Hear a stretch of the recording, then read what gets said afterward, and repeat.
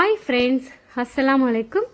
இன்னைக்கு நான் ஜவ்வரிசியை வச்சு சூப்பராக ஒரு ஸ்நாக்ஸ் தான் செய்ய போகிறேன். எப்படி செய்யறதுன்னு பார்க்கலாம். அதுக்கு நான் இன்னைக்கு 1 கப் அளவுக்கு மாவு ஜவ்வரிசி தான் எடுத்திருக்கேன். நல்லா பெரிய சைஸில் இருக்கும் பாருங்கள், அந்த ஜவ்வரிசி தான் எடுத்திருக்கேன். 3 மணி நேரத்துக்கு முன்னாடியே நான் நல்லா ஊற வச்சுருக்கேன். நல்லா சாஃப்டாக ஊறி வந்திருக்கு. கையில் எடுத்து பார்த்தீங்கன்னா தெரியும்.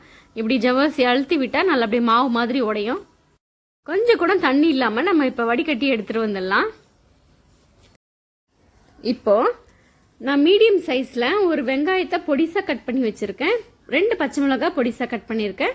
கொஞ்சமாக கருவேப்பிலை, கொத்தமல்லி பொடிசாக கட் பண்ணியிருக்கேன். 3 மீடியம் சைஸ் உருளைக்கிழங்கை நல்லா வேக வச்சு வச்சுருக்கேன். இந்த உருளைக்கிழங்கை வந்து நல்லா நைஸாக திருவி எடுத்துக்கலாம். இப்போ பாருங்கள், தண்ணியெல்லாம் கொஞ்சம் கூட இல்லை, நல்லா வடிகட்டி எடுத்துகிட்டு வந்திருக்கேன். இப்போ இதுக்கு தேவையான அளவுக்கு உப்பு சேர்க்கலாம். நான் 3/4 ஸ்பூன் அளவுக்கு உப்பு சேர்க்குறேன். ஒரு பிஞ்ச் அளவுக்கு சீரகம் சேர்க்குறேன். ரொம்ப சேர்க்க வேண்டாம், அப்புறம் ஒரு மாதிரி வாசனை வந்துடும். கொஞ்சமாக பெருங்காயத்தூள்.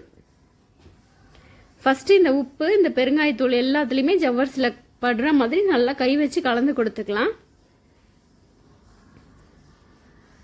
கலந்து விட்டதுக்கு அப்புறமா இதில் நம்ம வெங்காயத்தெல்லாம் சேர்த்துக்கலாம். வெங்காயம், பச்சை மிளகாய், கருவேப்பிலை, கொத்தமல்லி எல்லாத்தையும் பொடிசாக கட் பண்ணியிருக்கேன். இப்போ எல்லாம் உள்ளே சேர்த்துப்போம். திருவி வச்சிருக்க உருளைக்கிழங்கு அதையும் சேர்த்துக்கலாம். இப்போ இதில் 3 டேபிள் ஸ்பூன் அளவுக்கு கடலை மாவு சேர்க்குறேன்.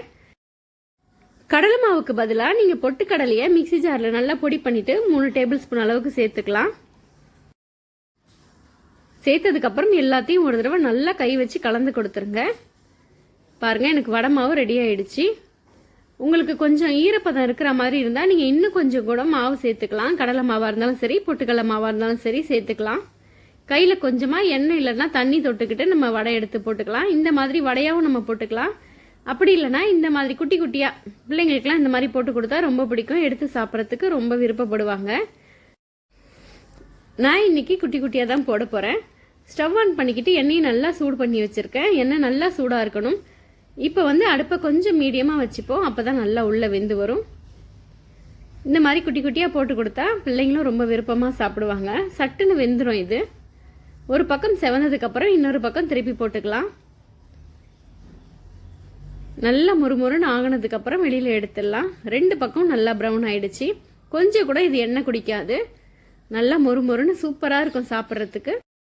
ஸ்கூல்லேருந்து வர பிள்ளைங்களுக்கு இந்த மாதிரி ஸ்நாக்ஸ் செஞ்சு கொடுத்தா விரும்பி சாப்பிடுவாங்க. நமக்கு எல்லாமே இப்போ ரெடி ஆயிடுச்சு. நீங்களும் உங்கள் வீட்டில் கண்டிப்பாக ட்ரை பண்ணி பார்த்துட்டு எப்படி வந்துச்சுன்னு கமெண்ட் பண்ணுங்கள். தேங்க்யூ.